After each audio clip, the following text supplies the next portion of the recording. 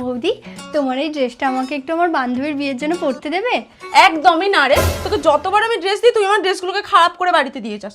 না না, এবারে আমি ড্রেসটা অনেক খেয়াল রাখবো, একটুও নষ্ট হতে দেবো না। ঠিক আছে, এই লাস্টবার তোকে এটা দিচ্ছি, যদি এটা কিছু হয় তোকে জীবনও আমি আর কিছু দেবো না বলে দিচ্ছি। ফাইনালি এই ড্রেসটা পরে আমাকে কত সুন্দর লাগছে। আজকে শুধু সারাদিন এই ড্রেসটার ভালো করে খেয়াল রাখতে হবে। ওই পিয়া, চল ফুচকা খেতে যাবো। আরে চল না। আরে না, খাবো না। না বাবা, ফুচকা খেতে গিয়ে যদি জলটা ড্রেসে পরে ড্রেসটা নষ্ট হয়ে যায় তাহলে আমাকে বৌদি আস্ত রাখবে না। না না, ফুচকা খাওয়া যাবে না।